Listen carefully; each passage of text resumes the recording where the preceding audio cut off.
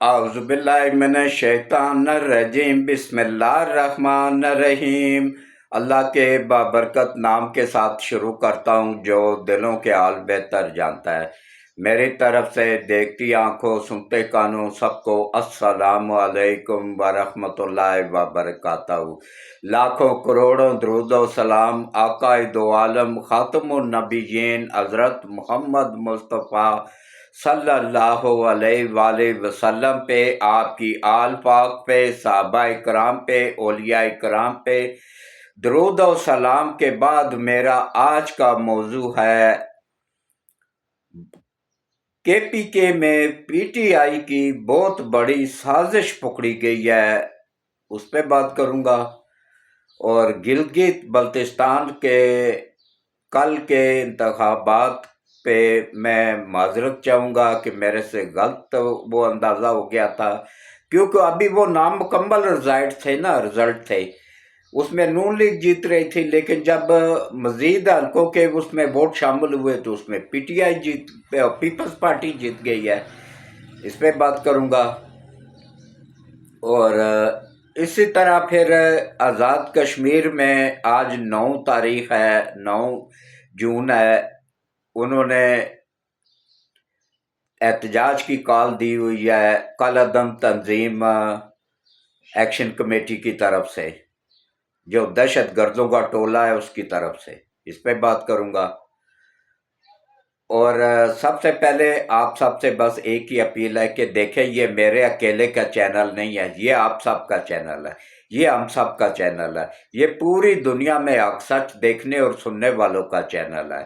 دیکھیں میں 76 سال کا ہو گیا ہوں، بونس پہ چل رہا ہوں، پتہ نہیں کب مالک بلا لے، اور میری کوشش ہوتی ہے کہ اتنا سا سچ ہو تو اتنا ہی آپ لوگوں کو بتایا جائے، اس میں جھوٹ شامل نہ کیا جائے۔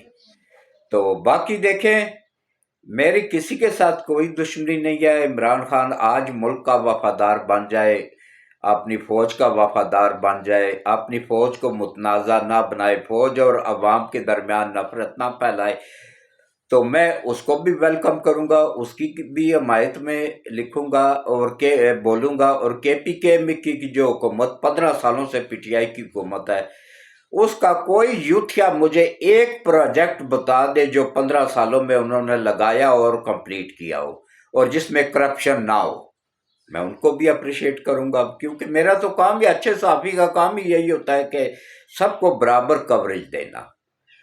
تو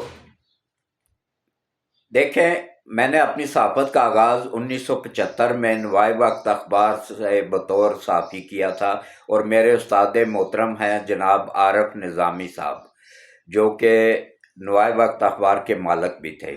اب نوائے وقت تو نہیں رہا، پرنٹ میڈیا میں چل گیا، الیکٹرانک میڈیا میں اس لیے فیل ہو گیا کہ وہ الیکٹرانک میڈیا جتنا بھی ہے، جتنے بھی بڑے بڑے چینل ہیں، یہ سب ٹاؤٹ ہیں عالمی طاقتوں کے اور باہر بیٹھے ہوئے لوگوں کے، ان کی بھوک صرف اور صرف ڈالر ہے، ان کو ڈالر ملتے رہیں تو یہ کبھی ملک کے وفادار نہیں بنیں گے، تو ان کو بہت کم نہ سنا کریں تو زیادہ بہتر ہے، کیونکہ ان میں جھوٹ ہی جھوٹ ہوتا ہے سارا۔ تو الحمدللہ اب اللہ کا شکر ہے، اللہ نے مجھے اپنا چینل دیا جس پہ میں آپ لوگوں کو حق سچ دکھا سکتا ہوں۔ ویڈیو کو پوری دیکھا کریں، سکپ نہ کیا کریں، اور ویڈیو کو گروپوں میں شیئر کر دیا کریں، اور کوشش کیا کریں کہ چینل کو لازمی سبسکرائب خود بھی کر دیا کریں، اور اپنے جاننے والوں، اپنی فیملی ممبران سے بھی کروا دیا کریں۔ جنہوں نے چینل کو کل سبسکرائب کیا ہے، میں تہ دل سے ان کا شکر گزار ہوں اور دعا گو ہوں کہ جنہوں نے پہلے چینل سبسکرائب کیا ہوا ہے، اللہ ان کی بھی دنیا اور آخرت بہتر کر دے۔ جنہوں نے کل کیا ہے یا پہلے کیا ہے، ان سب کی اللہ دنیا اور آخرت بہتر کر دے۔ جنہوں نے نہیں کیا، اللہ ان کی بھی دنیا اور آخرت بہتر کر دے، آمین۔ تو اب آپ آ جائیں جناب اصل موضوع کی طرف۔ گلگت بلتستان میں رزلٹ کمپلیٹ، ابھی دور دراز علاقوں سے، وہاں علاقے دور دراز ہیں نا، دور دور ہیں، تو رزلٹ اکٹھے کرنے میں ٹائم لگتا ہے، تو کوئی بڑی بات نہیں ہے۔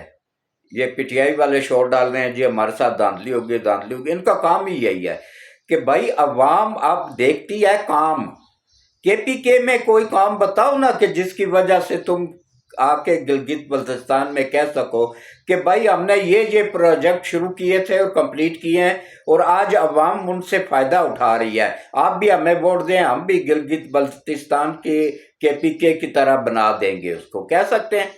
کے پی کے کو تو انہوں نے تباہ کر کے دہشت گردوں کے سپرد کر دیا ہوا ہے، رات 7 بجے کے بعد کوئی گھر سے باہر نہیں نکل سکتا ڈر کے مارے کہ اغوا نہ ہو جائے، وہاں پہ یہ حال ہو گیا ہوا ہے۔ یہ خود اپنا بتا دیتے ہیں، گورنمنٹ خود بتا دے رہی ہے وہاں کی طالبان کو کہ ہمیں نہ اغوا کیا جائے، تو ان کو تو چھوڑ دیں۔ ابھی جو رزلٹ آ رہے ہیں نا تازہ اب تک کے، یہ بھی الیکشن کمیشن کی طرف سے نہیں ہے، اس میں بھی رد و بدل ہو سکتا ہے کیونکہ ابھی گنتی مکمل نہیں ہوئی ہے۔ 10 سیٹیں آ رہی ہیں پیپلز پارٹی کے حصے میں اور 6 آ رہی ہیں نون لیگ کے حصے میں، 6 پہ وہ جیت رہے ہیں اور 10 پہ وہ جیت رہے ہیں، اور باقی کافی تعداد میں آزاد امیدوار بھی جیتے ہیں، اور وہ جو اس کی یہ پارٹی ہے جو یہ کیا نام ہے جی، دیکھیں جی نام ہی بھول گیا ہوں، تو انہوں نے بھی 2 سیٹیں جیتی ہیں۔ یہ جو حکومت میں بھی ہے وزیر مواصلات ہے، اس کا نام میرے ذہن سے نکل گیا ہے، تو بہرحال ابھی کمپلیٹ نہیں ہوا ہے، جیسے کمپلیٹ ہوگا تو لگتا یہی ہے کہ پیپلز پارٹی حکومت بنا لے گی، اپنا وزیر اعلیٰ بنانے میں کامیاب ہو جائے گی، اور یہ بھی ہو سکتا ہے کہ بعد کے رزلٹ آنے کے بعد نون لیگ اس پوزیشن میں آ جائے کہ وہ اپنا وزیر اعلیٰ آزاد امیدواروں کے ساتھ ملا کے بنا لے، لیکن میرا خیال ہے کہ دونوں کو حکومت بھی مل کے نہیں بنانی چاہیے، ایک کو لازمی اپوزیشن میں بیٹھنا چاہیے تاکہ اپوزیشن مضبوط ہو۔ مضبوط اپوزیشن جمہوریت کے لیے ضروری ہوتی ہے، ایک نگرانی ہوتی ہے اوپر۔ یہ کشمیر میں انہوں نے یہی کیا نا، یہ بلاول کی سب سے بڑی بیوقوفی تھی، بلاول بیوقوف ترین آدمی ہے، بیوقوف ترین کیا کہ چول ترین آدمی ہے، وہ چولی مار دیتا ہے، بعد میں اس سے خود بھی شرمندہ ہوتا ہے اور باپ کو بھی شرمندہ کرتا ہے۔ ہاں، اس کا باپ سیاست کا بادشاہ ہے، وہ میں کہہ سکتا ہوں، اس کے وہ نہیں ہو سکتا ہے۔ تو یہ دیکھیں اب کہہ رہا ہے کہ وہاں الیکشن میں اس نے تقریریں کرتے ہوئے کہا کہ نون لیگ کیا دے گی، نون لیگ تو 26ویں ترمیم کا دفاع نہیں، 27ویں ترمیم کا دفاع نہیں کر سکی ہے، اب 28ویں ترمیم لا رہے ہیں۔ 27ویں ترمیم میں کیا ہوا ہے کہ بہت سارے ادارے چلے گئے صوبوں کو، بہت سارے ٹیکس کلیکشن کے ذرائع چلے گئے صوبوں کے پاس، اور اس کے علاوہ این ایف سی ایوارڈ کا پیسہ بھی وفاق نے دینا ہوتا ہے صوبوں کو، اس کے علاوہ وفاق کے اپنے اخراجات بھی ہیں، ڈیفنس کو بھی دیکھنا ہوتا ہے، اسلحہ بھی خریدنا ہوتا ہے، قرضے بھی IMF کے واپس کرنے ہوتے ہیں۔ صوبے تو سکون سے مست پھر رہے ہوتے ہیں نا، صوبے مضبوط ہوئے ہیں اس میں، اور وفاق کمزور ہوا ہے، اور صوبے امیر ہو گئے ہیں۔ کے پی کے امیر نہیں ہوا، وہاں پہ لوٹ مار بہت زیادہ ہے، باقی 3 صوبے امیر ہو گئے ہیں کے پی کے اس وجہ سے کہ حالانکہ کے پی کے اور بلوچستان کو سب سے زیادہ پیسہ ملتا ہے، کے پی کے کو جنگ کے لیے بھی پیسہ الگ ملتا ہے، دہشت گردی سے نمٹنے کے لیے الگ پیسہ ملتا ہے، وہاں سے جو بجلی بن رہی ہے اس کا پیسہ الگ ملتا ہے، وہاں سے جو پیٹرول نکل رہا ہے اس کا پیسہ الگ ملتا ہے، اور جو ان کو این ایف سی ایوارڈ کے تحت ملتا ہے وہ الگ ہے۔ اسی طرح ادھر بلوچستان میں ان کو دہشت گردی سے نمٹنے کے لیے الگ دیا جاتا ہے، این ایف سی ایوارڈ کے لیے الگ دیا جاتا ہے، اور اس کے علاوہ گیس کی قیمت میں اس کو 25% الگ دیا جاتا ہے۔ تو یہ 2 صوبے کے پی کے اور بلوچستان تو یہ کہہ ہی نہیں سکتے ہیں، وہ یوتھیوں کو بیوقوف بناتے ہیں، ہم جیسے پڑھے لکھوں کو نہیں بنا سکتے ہیں۔ یوتھیوں تو ایک تو ان پڑھ ہوتے ہیں، جاہل ہوتے ہیں، دوسرا نمبر وہ اپنی جہالت سے نکلنا بھی نہیں چاہتے ہیں، وہ بیوقوف بن سکتے ہیں، ہم نہیں۔ تو وہ وہاں پہ انہوں نے کیا کیا جناب، ہاں بلاول کی بات ہو رہی تھی، ایک تو بزرگ ہو گیا ہوں نا، بھول بھی جاتا ہوں، تو بلاول نے اس کی مخالفت کر رہا ہے کہ بھائی یہ اختیار واپس صوبے کہہ رہے ہیں، وفاق کہہ رہا ہے کہ بھائی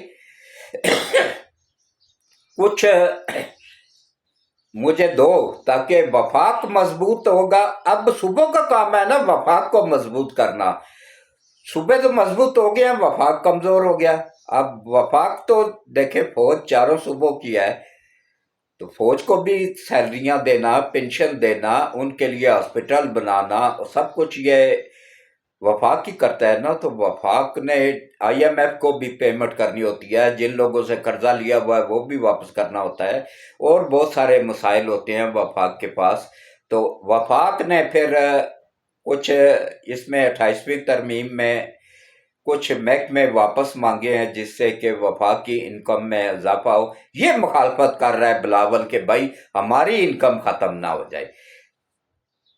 15-16 سال سے یہ بھی وہاں پہ حکمران ہے، جیسے پی ٹی آئی نے اشر پشاور کا کیا ہے نا، انہوں نے کراچی کا کیا ہوا ہے۔ کوئی ترقیاتی کام وہاں پہ نہیں ہوا، جو تھوڑا بہت ہوا ہے نا وہ بھی انہوں نے خود سے نہیں کیا، وہ ملک ریاض سے کروایا تھا، اس کو سرکاری زمینیں دے دے کے نا۔ یہ آج اگر کیس کھل جائے نا تو زرداری بھی پھنسے گا، بلاول بھی پھنسے گا، اور فریال تالپور بھی پھنسے گی۔ جتنا ملک ریاض کے ساتھ مل کے انہوں نے سرکاری زمینیں بیچی ہوئی ہیں نا اس میں پھنسیں گے۔ اسی طرح کے پی کے نے بھی سرکاری زمینوں کا بے دریغ استعمال کیا ہے۔ اور ہاں آج 9 تاریخ ہے، اور کشمیریوں سے میری اپیل ہے کہ جو بھی باہر نکلے گا نا، اب کہ آپ لوگ کہہ رہے تھے نا کہ ہم ٹمبر کے ڈنڈے لے کے، وہ ٹمبر کے ڈنڈوں کو دڑا مرچ لگا کے نا، تو تم لوگوں کی گانڈ میں دے کے نا تو منہ سے باہر نکالا جائے گا، ورنہ وہ تم لوگ یہ میں وہ کالعدم تنظیم جو ہے نا، یہ ایکشن کمیٹی، ان کے لوگوں کی بات کر رہا ہوں، ان کے سپورٹروں کی بات کر رہا ہوں کہ ان کو نیچے سے دے کے نا مرچوں والا دڑا مرچ لگا کے ٹمبر کا ڈنڈا نا تو منہ سے باہر نکالا جائے گا۔ اب کر کے دیکھ لیں، ورنہ اپنے باپ انڈیا سے مودی سے پوچھ لیں کہ اس کا فوج نے کیا اشر کیا تھا، افغانستان اپنے دادا سے پوچھ لیں جا کے اس کا کیا اشر ہوا تھا۔ اور تم لوگ تو اوقات ہی کچھ نہیں ہے، اگر تم لوگوں میں مردانگی ہے تو جاؤ نہ جا کے اپنی عورتوں کو بچاؤ جموں کشمیر میں۔ اگر واقعی اپنے آپ کو مرد کہتے ہو کہ بھائی ہم مرد ہیں، یا اپنے اوریجنل باپ کی اولاد ہو، تو جاؤ نہ جموں کشمیر میں جا کے لڑو، وہاں جا کے ان عورتوں کو تحفظ دو جن کو رات کو اٹھا کے لے جاتے ہیں، پوری رات ہندو استعمال کرتے ہیں، صبح آ کے آپ لوگوں کے پاس چھوڑ جاتے ہیں۔ غیرت نام کی کوئی چیز تم لوگوں میں ہے ہی نہیں۔ اگر ہوتی نا تو 76-78 سالوں میں جموں کشمیر آزاد ہو چکا ہوتا، وہاں جا کے لڑتے۔ بزدل ترین قوم ہے یہ، جو یہ کیا نام ہے ایکشن کمیٹی والے، اور یہ سب کے سب دلال ہیں مودی کے۔ ایک چھوٹی سی دکان تھی کتابوں کی، وہ آج کھرب پتی بنا ہوا ہے، اور ایک جو ہے نا وہ سردار امان، وہ دبئی میں ٹرک ڈرائیور تھا، ٹرک چلاتا تھا، تو وہ ڈرائیونگ کرتے کرتے وہاں موساد سے ملا، راہ سے ملا، وہیں پہ ملاقات ہوئی، تو اس نے آ کے اس کتابوں والوں کو بھی ساتھ میں لایا، اس کو بھی پیسہ کھلایا، تو اسی طرح دونوں مل کے آپ کشمیر میں تباہی پھیلا رہے ہیں۔ لیکن اس مرتبہ جو ان کا انجام ہوگا نا، وہ آج جو بھی باہر نکلے گا نا، وہ اگر اپنی ماں کا دودھ پیا ہوا ہے نا تو پھر نکل کے دکھائے، ان کو نانی یاد آ جائے گی کہ ہمارے ساتھ ہوا کیا ہے۔ اب وہ دور گیا، یہ پاکستان کی فوج نے ہی آزاد کروایا، تمہارے باپ دادا تو غلام تھے راجہ دائر کے، تم لوگ کیا تھے، وہ اس کے سکھ سرداروں کے غلام تھے، تمہاری عورتیں ان کے گھروں میں جا کے کام کرتی تھی، جب دل کرتا تھا وہ عورتوں کو اٹھا کے لے جاتے تھے۔ یہ پاکستان کی فوج کا شکر گزار رہو کہ جس نے یہ جنگ لڑ کے تو آزاد کیا ہوا ہے، فتح کیا ہوا ہے، اور پاکستان نے فتح کیا ہوا ہے۔ میں تو گورنمنٹ آف پاکستان سے اپیل کروں گا کہ اس کو فوری طور پہ اپنا صوبہ ڈکلیئر کیا جائے تاکہ رپڑ ہی ختم ہو جائے۔ جو انڈیا کے پاس ہے یہ خود جا کے لڑ کے لے لے۔ یا تو ان کا ٹیکس کلیکشن ہوتا ہے 60 अरब, खर्चा कितना है? 301 अरब बकाया पाकिस्तान से वसूल करते हैं। और जो खुद बिजली का शोर डाल रहे हैं ना, उस बिजली की भी कीमत वसूल कर रहे हैं पाकिस्तान से, और खुद 3 रुपए ले रहे हैं। आटा हमें मिल रहा है 40-45 रुपए किलो, उनको मिल रहा है 15 रुपए किलो। उस पर भी वो खुश नहीं है। नाशुक्री और मुनाफिक तरीन कौम है। मैं आप लोगों को हकीकत बता रहा हूं, बेशक नाराज हो जाए। तो अब आप आ जाए जनाब के में पीटीआई के लोग कहते हैं जी हमारे साथ बहुत जुल्म हो रहा है, हमारे साथ बहुत ज्यादतियां हो रही है। और खुद क्या कर रहे हैं? खुद मैं आप लोगों को इनका स्याह कारनामा बताऊं ना, इनका काला चेहरा बताऊं, कि आप लोग कानों को हाथ लगा लेंगे कि ये क्या हो रहा है। वो जो जज था ना, एक हुमायूं दिलावर, जिसने सबसे पहले 2024 में इमरान खान को सजा सुनाई थी और उसको वहां से जमान पार्क से गिरफ्तार करके अटक जेल में बंद कर दिया गया था। बाद में फिर साकब नासूर ने जमानत कर ले ली थी। वो जज हुमायूं दिलावर था, पठान नर जज, बन्नू का रहने वाला। अच्छा, उसके वालिद दिलावर खान ने एक उनकी अपनी जाती जमीन थी, कुछ 200-300 कनाल है। उस पे उन्होंने एक सी पैक हाउसिंग सोसाइटी के नाम से एक सोसाइटी बनाई। उसको जब बन गई तो उसके बाद फिर एंटी करप्शन के एक अफसर ने गवर्नमेंट ऑफ केपीके को एंटी करप्शन के एक अफसर ने एंटी करप्शन के सरबराह को एक खुफिया लेटर लिखा, जिसमें कहा कि भाई ये इन्होंने जो ये हाउसिंग सोसाइटी बना रहे हैं, इसमें सरकारी ज़मीन इस्तेमाल हुई है, सरकारी ज़मीन ये बेच रहे हैं हाउसिंग सोसाइटी बना के। तो उस अफसर ने फौरी तौर पे इंक्वायरी का ऑर्डर जारी कर दिया और इतनी स्पीड दिखाई कि 15 दिनों के अंदर अंदर रिपोर्ट भी आ गई और दिलावर खान पे केस भी, एफआईआर भी कट गई। लेकिन उसमें सिर्फ दिलावर खान का ही नहीं, उसके बेटे, बड़े बेटे सादक खान का भी नाम आया और जज हुमायूं दिलावर का भी नाम आया। तीनों पे एफआईआर में नाम, और ना सिर्फ तीनों का बल्कि वो सी पैक हाउसिंग सोसाइटी का को भी एक फरीक बना के उसको भी एफआईआर में शामिल कर लिया गया। तो उसके बाद क्या हुआ, फिर वो चले गए जनाब दिलावर खान, चले गए जी पेशावर हाई कोर्ट में। उन्होंने फिर वहां पे रिट दायर कर दी और वहीं से फिर आगाज हुआ। उनकी बन्नू ब्रांच में 2 रुकनी बेंच ने समाअत की। उसमें इन्होंने सबूत पेश किए कि भाई ये जो 150 कनाल या 200 कनाल है, ये हमारा अपना खानदानी रकबा है जिस पे हमने वो किया। अच्छा, उन्होंने एफआईआर में लिखा कि इसमें 39 कनाल जमीन जो है ना, वो गवर्नमेंट ऑफ केपीके की है। तो जब वहां के बन्नू के कमिश्नर ने जो रिपोर्ट दी, अदालत में जमा करवाई, उसमें उसने कहा जी तमाम तहकीकात मुकम्मल हो गई है, अदालत के हुक्म पे जो तहकीकात हुई है उसमें वो उनकी मलकीती ज़मीन साबित हुई है सारी की सारी, और उनकी ख़ानदानी ज़मीन है। उसमें वो तो बरी हो गए। और अब फिर इन्होंने माजरत की कि भाई हमें तो पता ही नहीं चला कि सरकारी अफसर को। अच्छा, वो जो इसका भाई सादक खान है ना, जज हुमायूं दिलावर, खुद भी 22वें ग्रेड का अफसर है, और इसका बड़ा भाई जो है ना, वो भी सरकारी अफसर है। वो तकरीबन मेरा ख्याल है 21वें ग्रेड का या 20वें ग्रेड का वो भी अफसर है। और इसके ऐसे अफसर के खिलाफ जब इंक्वायरी करनी हो या एफआईआर दर्ज करनी हो तो पहले उस सूबे के सेक्रेटरी से इजाजत ली जाती है, उसके बाद जाके फिर एफआईआर दर्ज होती है। तो اس کے بعد جب وہ ہو گیا تو اس کے بعد پھر انہوں نے معذرت کی، معافی مانگی، یو ٹرن لینے میں تو یہ ماہر ہے نا۔